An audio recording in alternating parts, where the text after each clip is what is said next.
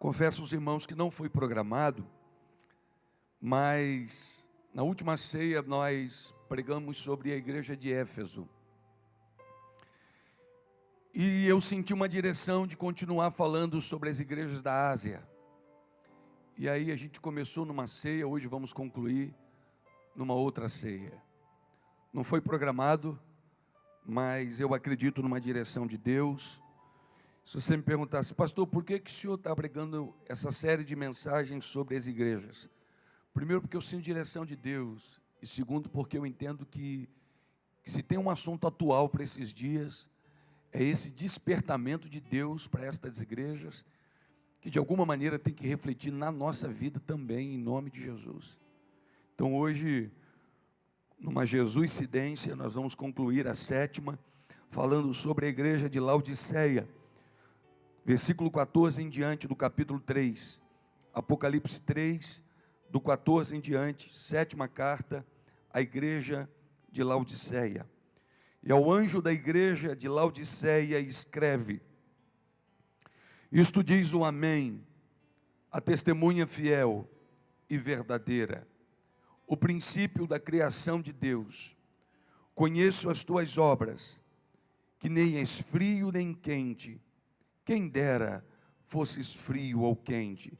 Assim, porque és morno, não és frio nem quente, vomitar-te-ei da minha boca.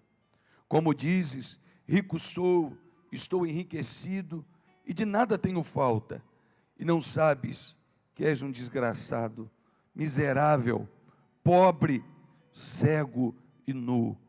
Aconselho-te de que de mim compres ouro provado no fogo, para que te enriqueças, e roupas brancas, para que te vistas, e não apareça a vergonha da tua nudez. E que unja os teus olhos com o colírio para que vejas. Eu repreendo e castigo a todos quantos amo.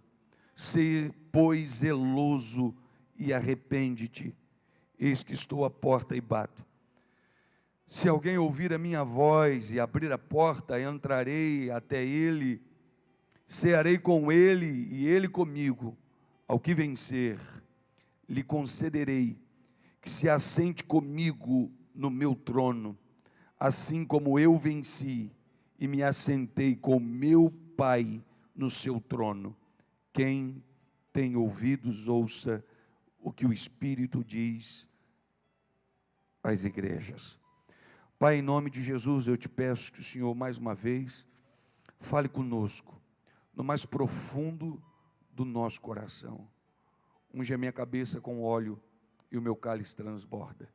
Pai, em nome de Jesus, que como igreja do Senhor, nessa manhã de ceia, não possamos olhar para esse texto apenas como uma carta histórica, endereçada pontualmente a uma igreja e só para ela, mas que possamos entender que a mesma mensagem continua viva para os nossos dias, a fim de alcançar o nosso coração e despertar a nossa vida. Eu te peço por amor do nome de Jesus. Amém e amém. Vamos sentar. Glória a Deus. Irmãos, nós estamos nessa sequência de cartas. Eu queria começar lembrando os irmãos de que quase todas as cartas, das 7, elas têm elogios e repreensões. Talvez uma única contenha só elogios e não repreensões. O que também já nos traz um primeiro ensinamento, qual a grande maioria esmagadora, se não todos nós, temos que ouvir algumas repreensões do Senhor. A gente mesmo acabou de ler que Deus chama a atenção, puxa a orelha de quem Ele ama. O maior perigo é quando um pai abre mão de filho. É quando um pai desiste de orientar, de chamar a atenção, de ensinar, de sinalizar, de nortear. Porque se alguém não discute mais comigo, no mais amplo e belo sentido da palavra, a mim me revela a desistência da minha própria vida. Já não se vê mais propósito para mim, esperança de mudança. É como alguém que diz, eu desisto e não falo mais. Mas enquanto Deus libera a sua palavra, significa dizer que Ele está investindo em nós, esperando uma mudança de postura, uma mudança de mentalidade. Haja vista que nossa vida não muda, sem que primeiro nossa mentalidade seja afetada. Transformai-vos pela renovação do vosso entendimento. Você pode mudar geograficamente, você pode mudar de casamento, você pode mudar de igreja, você pode mudar de liderança, mas se a tua mentalidade não muda, a tua vida não muda. Se a minha mentalidade não muda, a minha vida vai continuar a mesma vida fracassada. É por isso que pessoas gastam anos na igreja sem sofrer a menor mudança, porque a mentalidade não muda. É como o povo que sai do Egito, mas o Egito não sai do povo. Então os costumes do Egito vêm junto. E aí, querido, quando isso acontece, é arriscado o cidadão livre agir como escravo. Porque a mentalidade ainda é de escravo, embora ele esteja livre. É muito comum um jogador de futebol, um atleta, tratar uma lesão por meses, e quando volta a praticar a sua modalidade esportiva, ele sente insegurança. Por quê? Porque ficou muito tempo sem exercitar. Então, embora o físico tenha sido tratado, a mentalidade ainda é de doente, ainda é de alguém lesionado. Então ele não encontra segurança, ele não encontra paz para chutar com a mesma perna, para socar com o mesmo braço, para fazer as mesmas coisas. É isso que a gente precisa entender. A nossa mentalidade precisa ser afetada, para que Deus mude toda a história da nossa vida, para que Deus possa tratar da gente, porque se antes nós éramos escravos, hoje nós somos livres em Cristo. E se somos livres em Cristo, não podemos ter a nossa vida presa, ancorada às maldições, às palavras do passado, mas o que vale hoje é o que Cristo diz a nosso respeito. Quem entende isso, diga amém. Então essas cartas são cartas em que Deus libera uma palavra, a fim de despertar, a fim de acordar um povo ou uma igreja, ou igrejas de um sono espiritual. Agora, diferente de todas elas, nós não encontramos aqui elogios na igreja de Laodiceia, nós só encontramos repreensões. E eu já vi filho dizendo isso para pai: será que eu não acerto em nada? O Senhor só pontua, só sinaliza os meus defeitos, as minhas repreensões. Laodiceia tinha duas escolhas, duas opções: dizer isso para Deus como alguém que se auto-justifica, ou simplesmente ouvir a repreensão do pai para mudar de vida. Existem pessoas que não mudam de vida, e eu já disse porque sua mentalidade não é afetada, mas há um motivo pelo qual sua mentalidade não é transformada. Por quê? Porque elas se recusam a ouvir a repreensão. Um dos grandes pecados é o pecado de orgulho, onde eu não me permito ser confrontado, onde eu não me permito ser chamado a atenção. Eu sou tão orgulhoso, eu sou tão vaidoso, que eu não permito que ninguém pontue ou sinalize meus defeitos. O que eu não percebo é que, mergulhado nesse poço de orgulho, eu me afogo, condenado à mesmice de uma vida inteira. Eu não mudo, porque não me permito isso. A cidade de Laodiceia fora repreendida pelo Senhor. Só para a gente entender um pouco do que Deus está falando a esta igreja, a cidade de Laodiceia era conhecida por sua riqueza. Era uma cidade imponente, era uma cidade rica. A cidade de Laodiceia era conhecida pela produção de um unguento especial para os olhos, uma espécie de medicamento. Então alguém dizia: Laodiceia, a cidade que produz aquele unguento para os olhos. As pessoas vinham de longe para comprar isso. a produção também de um tecido lustroso, de lã preta. Então era uma cidade poderosa, era uma cidade que não tinha problemas financeiros. Há uma curiosidade que faz todo sentido quando o Senhor fala de mornidão, porque ali próximo haviam cidades que estavam bem perto de Laodiceia, entre elas Hierápolis e Colosso. Hierápolis, famosa por suas águas quentes. Colosso, conhecida por suas águas frias e puras. De modo que as águas de Colosso e Hierápolis, quando chegavam à cidade de Laodiceia, por aquedutos, ela chegava morna. Porque é uma conta lógica e básica. O crente com frio é morno. Mornidão pressupõe mistura. É você misturar o quente com o frio, então você consegue alcançar uma temperatura morna. Então era assim que chegavam as águas de Laodiceia. A mistura das águas de Hierápolis com as águas de Colosso. Águas quentes e águas frias. Então o Senhor começa a falar a esta igreja, se apresentando, dizendo: quem está falando com vocês é o Amém. Essa expressão, o Amém, no Antigo Testamento, é uma descrição do próprio Deus. Jesus está falando, dizendo: olha, quem está falando com vocês é o próprio Deus. O princípio, e aí nos remete ao que diz João. No princípio era o verbo ali é logos. Logos é palavra. Jesus é a palavra revelada, é o logos de Deus. Então ele está dizendo: quem está falando com vocês é o Amém, é o próprio Deus. Quem está falando com vocês é o princípio, aleluia. A testemunha verdadeira e fiel. Por que ele se apresenta dizendo: é a testemunha verdadeira e fiel? Porque não diferente dos nossos dias, naqueles dias, era fácil encontrar pessoas dizendo mentiras a fim só de nos agradar. Quem te agrada com mentiras não contribui para a sua transformação.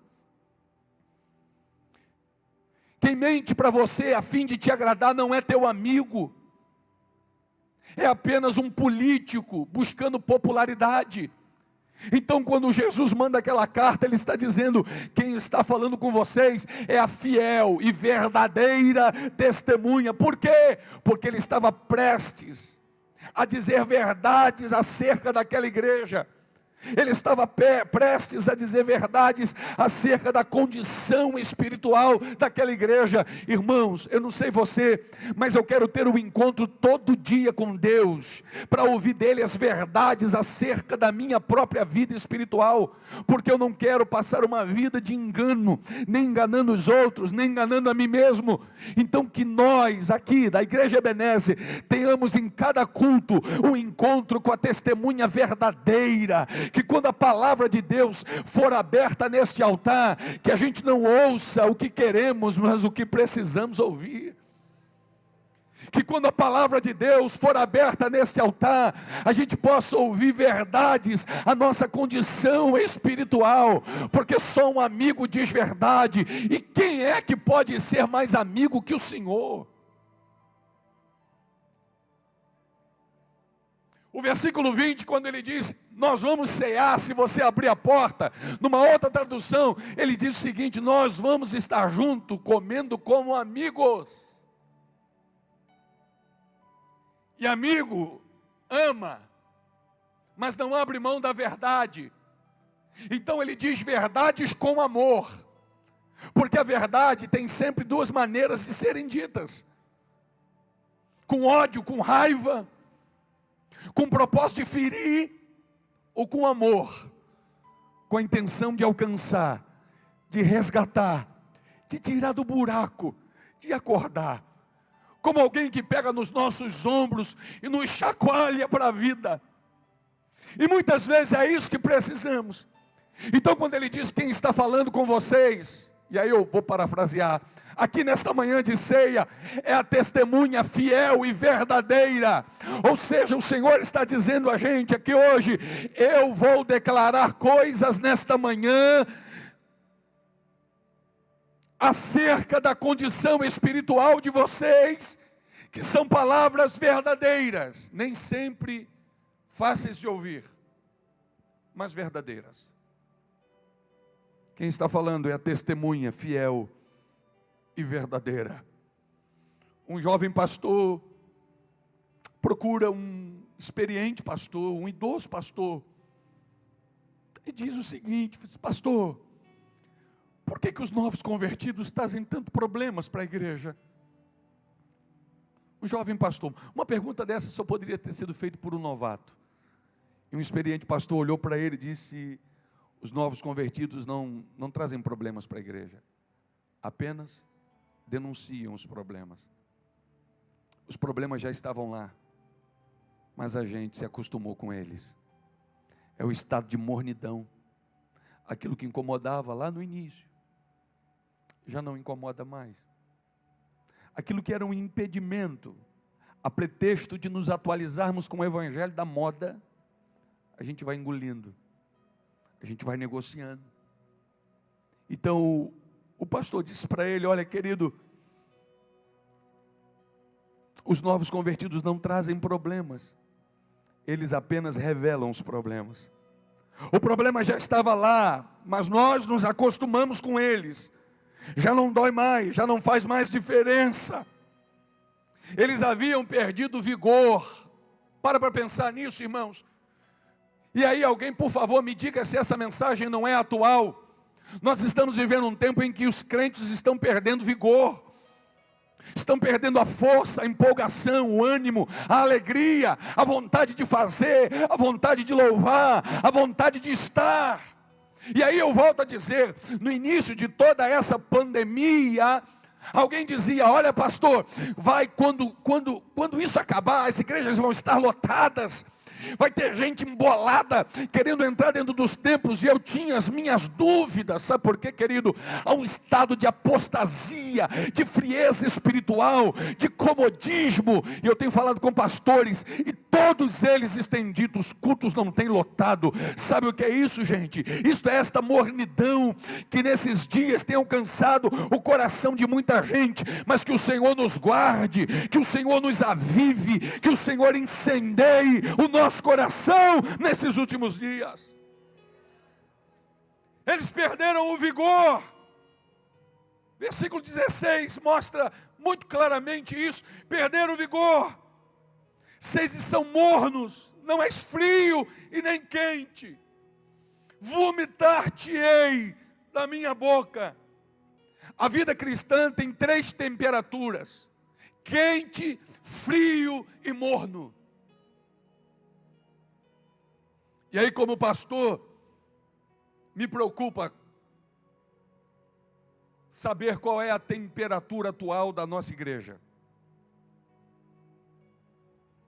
A vida cristã tem 3 temperaturas: quente, frio e morno.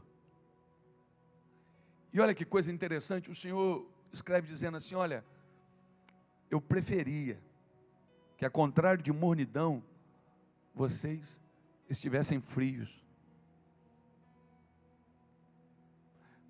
Na nossa lógica, me perdoe a redundância, não tem lógica. Por quê? Porque a ideia de mornidão é de alguém que está indo para o quente. Aqui não. A ideia de mornidão é de alguém que está saindo do quente e indo para o frio. São coisas diferentes. Eu pôr um balde de água quente aqui e jogar a fria, ou pôr um balde de água fria e jogar a quente, são coisas diferentes. Se eu pego a fria e jogo na quente, a quente se torna morna. Mas se eu pego a quente e jogo na fria, já não é a quente que fica morna, é a fria que se torna morna. Então o Senhor disse o seguinte: olha, eu preferiria que vocês estivessem frios. Sabe por quê?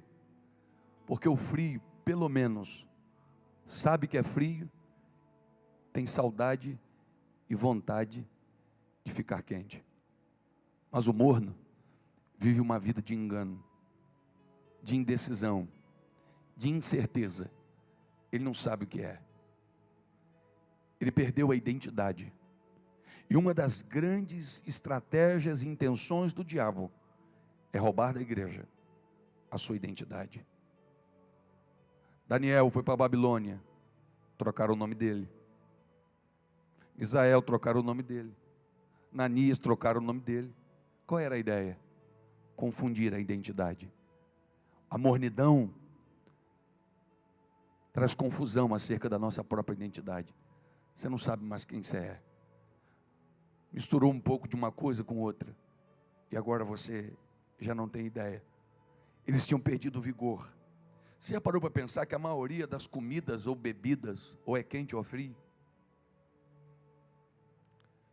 Você já chegou numa lanchonete e pediu um refrigerante morno? Não, né? Uma comida morna. Ou a comida é fria, ou a comida é quente. Antigamente, quando uma pessoa chegava com um problema estomacal no hospital, os médicos provocavam vômito. Sabe como? Dando água morna.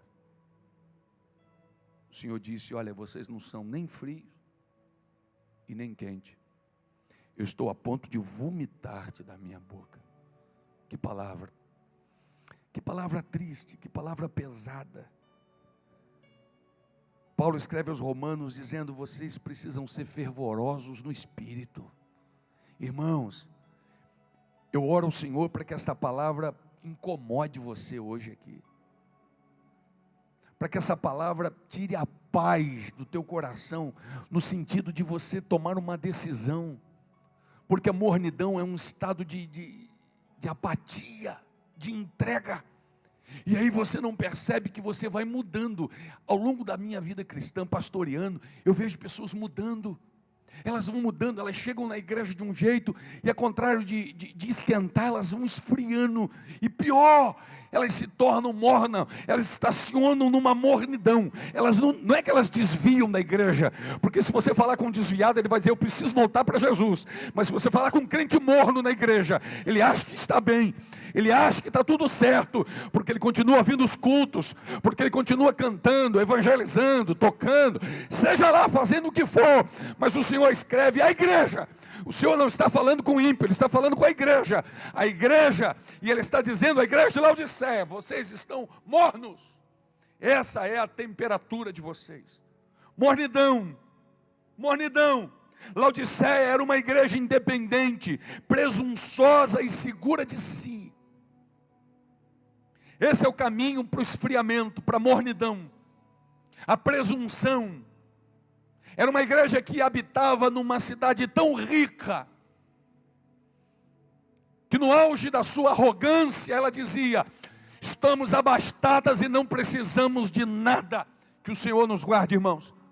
Que o Senhor gere no nosso coração diariamente uma dependência total do Espírito de Deus. Ei, que não nos falte a tecnologia, que não nos falte a mão de obra qualificada, que não nos falte os melhores músicos, mas que eu e você entremos e saiamos daquela porta dependentes da graça, da bondade e do agir do Espírito Santo, porque sem Ele, eu e você não podemos nada.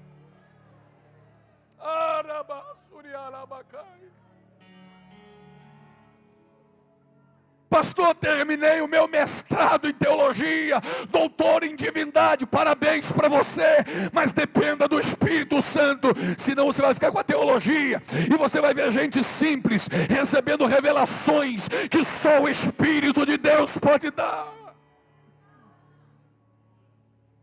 Mornidão, apatia, uma igreja prepotente, presunçosa, cheia de si mesmo. Versículo 17 mostra isso. Como dizes, olha o Senhor falando: rico sou, estou enriquecido e de nada tenho falta. Nós não estamos aqui, queridos, para fazer apologia à miséria. Não estamos aqui para fazer apologia à pobreza, à mediocridade. Não, Deus é rico. A Bíblia diz em Ageu 2,8 que a prata e o ouro pertencem ao Senhor. Mas pelo amor do santo Deus, Não se estribe, não se apoie nas suas riquezas. Cuidado com o tempo bom. Que o Senhor guarde a nossa igreja. Minha oração hoje, durante toda essa mensagem, é isso: guarda-nos, Senhor, guarda-nos, guarda-nos, guarda a nossa igreja. Sabe como nós começamos? Os mais antigos vão se lembrar disso. Uma igreja 10x15, com janela só de um lado. Um ventilador que mais soprava quente do que ajudava. Os nossos cultos incendiados com o poder de Deus. O nosso louvor, algumas vezes com uma pessoa cantando, com duas pessoas cantando, a glória de Deus se manifestava. Fazíamos apelo depois do louvor e vidas vinham chorando. Hoje nós temos um templo climatizado, glória a Deus por isso. Hoje nós temos cadeiras acolchoadas, glória a Deus por isso. Mas que a nuvem da glória esteja aqui dentro, que a bênção do Senhor esteja sobre nós, que a dependência esteja aqui, que eu e você irmãos, eu já preguei com o microfone dando choque na boca, e Deus agindo, que possamos usar as melhores coisas, mas que não nos apoiemos nessas coisas. Oh Senhor, Tu tens lugar de primazia entre nós, fica conosco.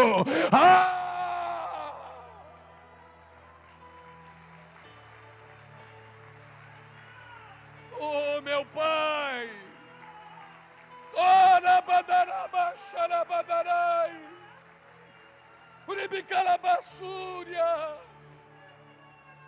Pastor, hoje eu tenho mais conhecimento bíblico do que antes, parabéns. Pastor, conheço mais de música hoje do que antes, parabéns. Pastor, o meu carro é melhor do que há 17 anos atrás, parabéns. Mas a pergunta esta noite é: qual é a temperatura da tua vida espiritual? Qual é a temperatura?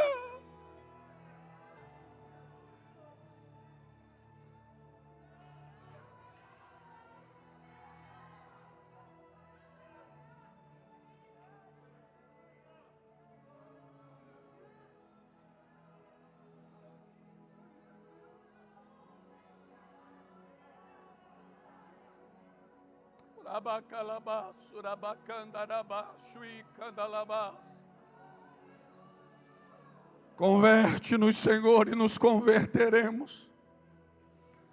Renova os nossos dias como dantes. Volta a batizar com o Espírito Santo no meio de nós, Senhor. Sopra um vento aqui hoje e remove toda a cinza do nosso altar e acende a chama, porque não pode apagar o pavio que fumega.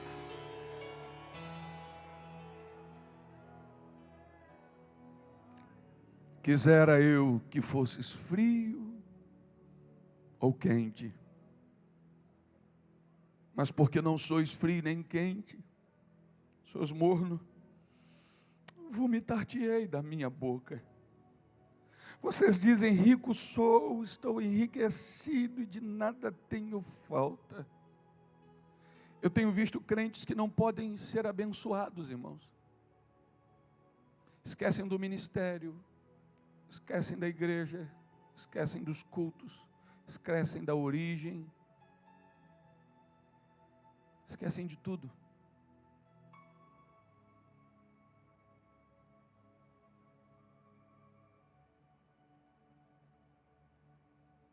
De nada tenho falta. Sabe o que essa igreja está dizendo? Não preciso de nada.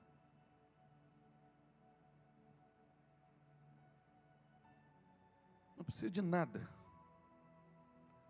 Eu estou ganhando quanto gostaria de ganhar, pastor.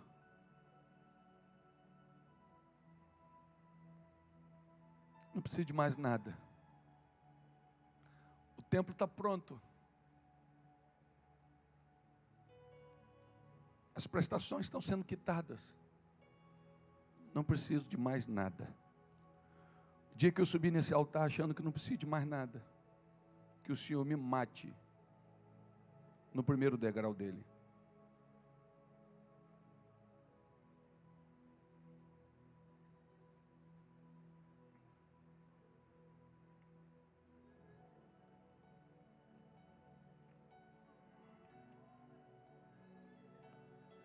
Era uma igreja que tinha perdido a força, o vigor.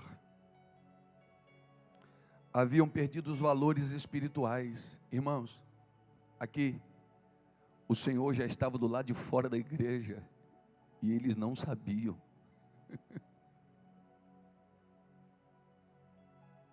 Eu e você não corremos esse risco? Por mais citado que seja, eu vou citar novamente. Na minha opinião, minha, digo eu, um dos textos mais tristes da Bíblia, Sansão. Dalila disse: lá vem os filisteus. E ele disse: não tem problema, eu vou me levantar e vou vencê-los como das outras vezes. Aí o texto diz assim: porém, Sansão não sabia que o Espírito de Deus havia o deixado. Aquela igreja tinha perdido valores espirituais. E quais são os valores reais da nossa vida? É o sapato que calçamos? É a roupa que vestimos? É o templo que congregamos? Irmãos, de quem é a igreja? A igreja é de Jesus. E sabe onde ele estava? Do lado de fora. Agora, pelo amor do santo Deus, quando eu falar de igreja, não pensa só nessa estrutura, não, pensa em você. Porque hoje Deus não habita em templos feitos por mãos humanas. Deus habita em você. Você é a igreja do Senhor. Só que agora Ele está do lado de fora, fazendo assim.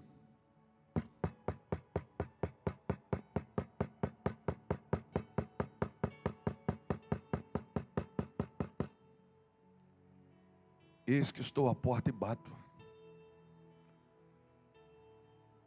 Lembra em uma das igrejas que ele disse: eu tenho a chave? Quem tem chave precisa bater?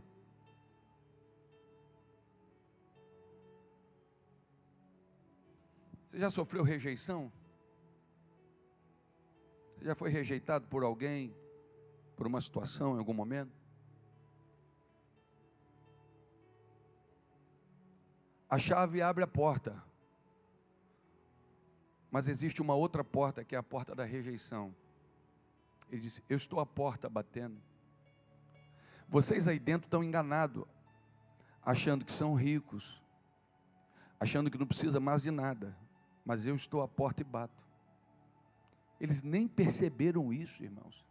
E pior, escute aqui, eles não perceberam a ausência de Deus na igreja e nem ouviram a batida dele na porta. Pior, eu acho que sim, do que não perceber a ausência dele, é não perceber numa manhã como essa, ele batendo a porta. E a gente usa isso para fazer apelo na igreja, esquecendo-nos de que essas palavras não são para ímpios, é para a igreja de Laodiceia, dizendo: eu estou do lado de fora e quero entrar. Todo lado de fora da mensagem de vocês, todo lado de fora do culto de vocês, todo lado de fora da música de vocês, eu quero entrar. Alguém abre? E aí, na outra versão, eu já disse, ele diz: porque se você abrir, eu entro. E quando eu entro, a gente vai ceiar. Você vai ceiar comigo e eu vou ceiar com você. A ceia de amigos. Eu vou dizer para você o que acontece quando a gente abre a porta para cear. A sala do banquete vira a sala do trono. Aleluia. Quando você abre, querido, a copa não vira copa, a copa vira a sala do trono, aonde Deus serve você, você recebe de Deus, e ali você entrega a sua adoração a Ele.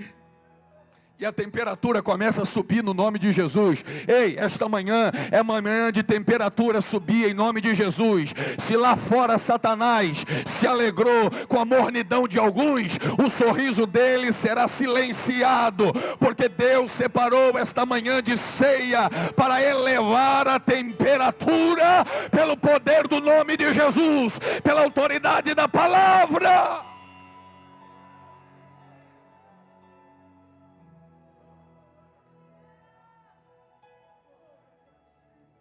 Oh, aleluia! O Senhor estava fora da igreja, tentando entrar. Laodiceia era uma cidade rica, um centro financeiro.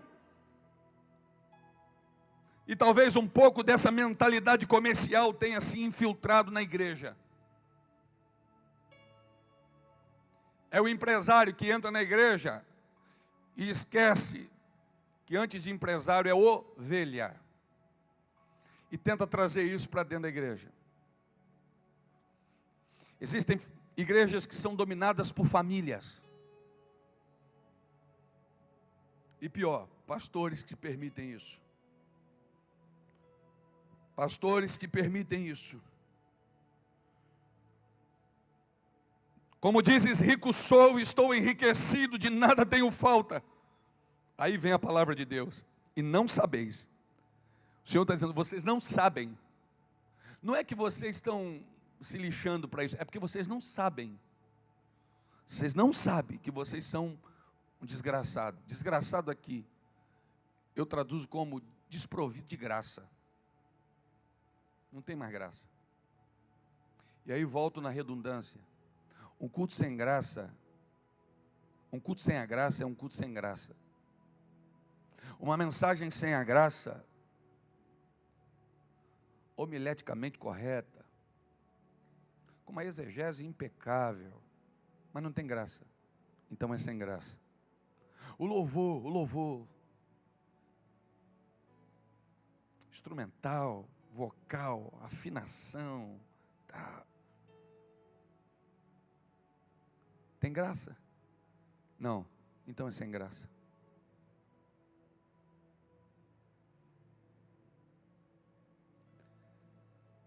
E não apenas são desprovidos de graça, mas vocês são miseráveis, pobre. Como é que o Senhor fala para uma igreja como essa, numa cidade tão rica, dizendo, vocês são pobres? Irmão, eu conheço pobre e rico. E eu conheço um monte de rico pobre. Tem gente que é tão pobre que tudo que tem é dinheiro.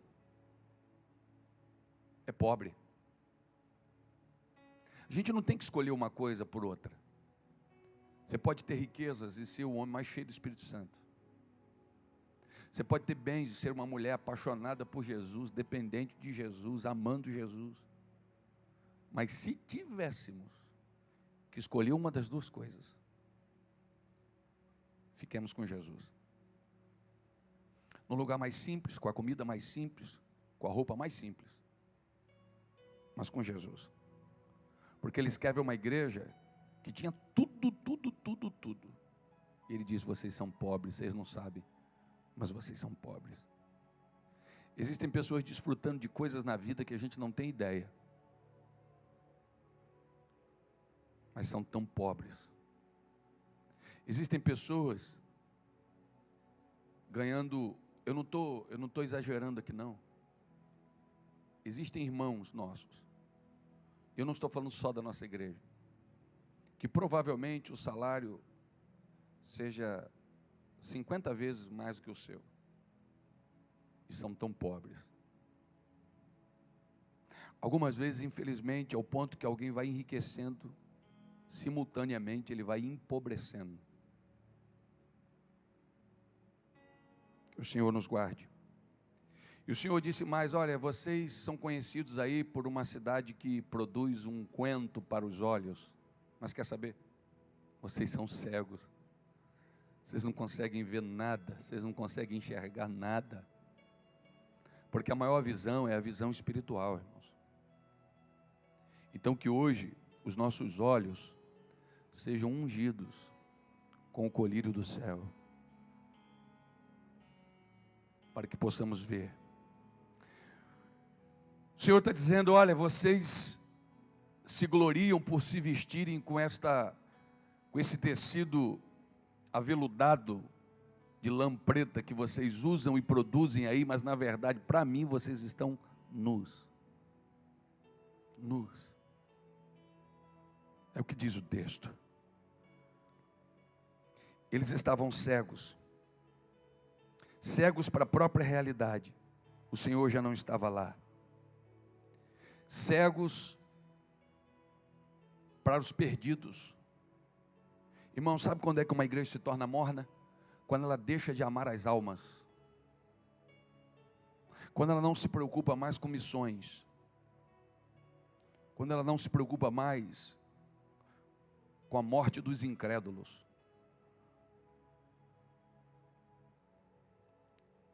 Estou terminando.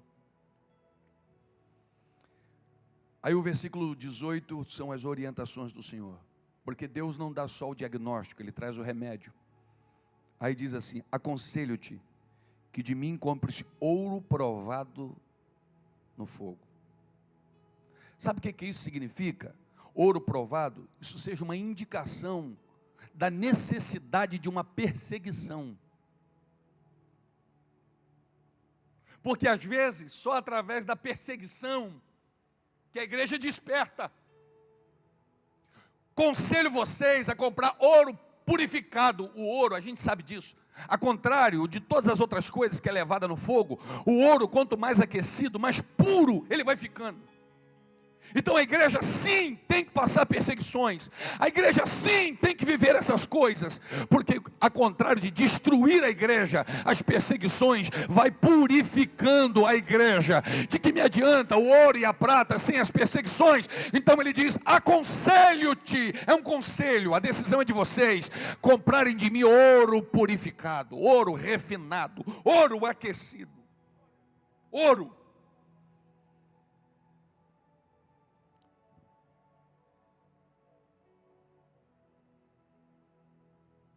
Roupas brancas. Desiste dessas de vocês. Compre roupas brancas. Brancos na Bíblia fala de quê? Santidade. Santifique-se.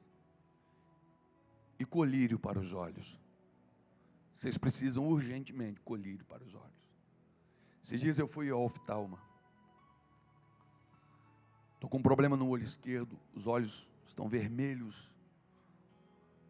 E provavelmente eu vou ter que operar esse olho esquerdo. Só que antes de operar, o médico disse assim: vamos fazer uma coisa, Luiz? Compra esse colírio aqui. É um lubrificante. E você vai aplicando ele até o dia que a gente poder te avaliar para fazer a cirurgia.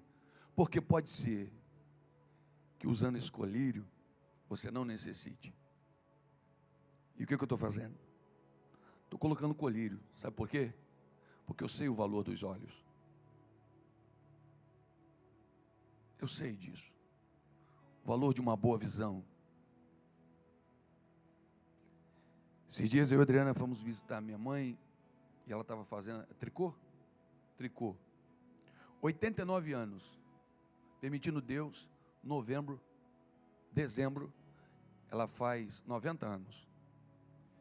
Aí a Adriana olhou para mim e falou assim: filma. De repente ela está até me vendo agora. Falou: filma. E eu comecei a filmar minha mãe com 89 anos fazendo tricô sem óculos. Sem óculos.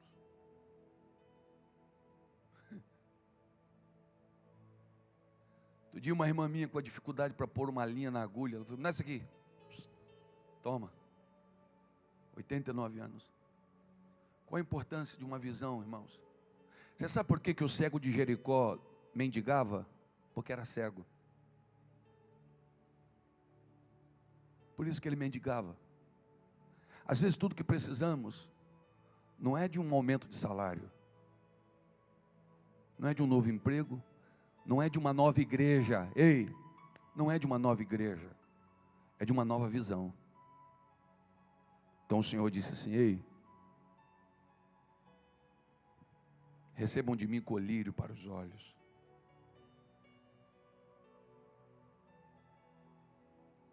Roupas para não aparecer a vossa nudez, e que unja os teus olhos com o colírio para que veja. E aí eu termino. Você diz assim: pastor, conclusão. Louvor pode até vir. Conclusão, pastor. Eu digo para você, fica de pé, por favor.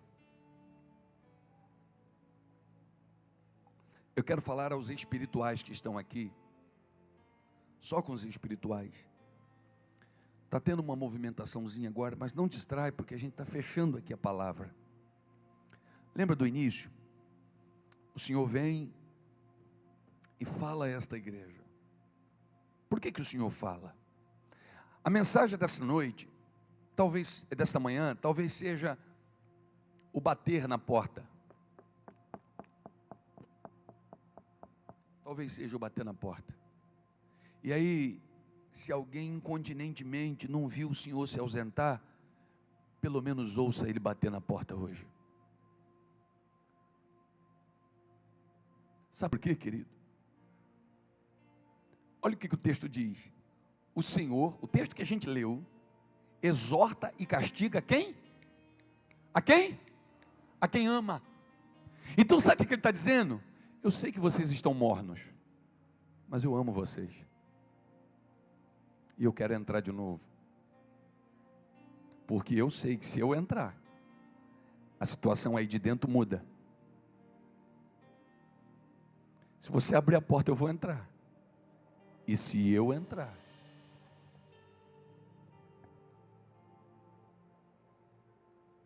é o louvor que a gente canta, né? O que fazer quando ele vem aqui? Ele disse, olha, eu estou batendo aí na porta. Se alguém ouvir, eu vou entrar. Mas não é só ouvir. Tem que ouvir, o texto diz, e abrir. Porque tem gente que ouve, mas não abre, gente.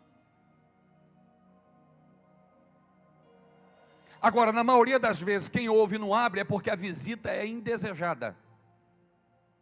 Mas eu estou falando de Jesus, Senhor da igreja, que já podia ter entrado, mas que decidiu dar a você a chance de abrir essa porta.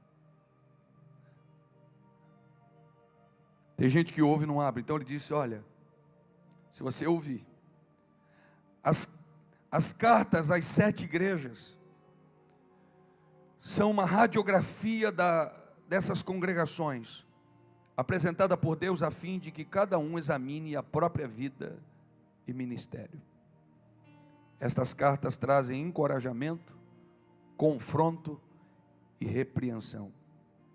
E aí eu termino dizendo, que o Senhor nos ajude a ouvir aquilo que o Espírito está dizendo hoje às igrejas e aos indivíduos de cada congregação. Deus te abençoe nessa manhã.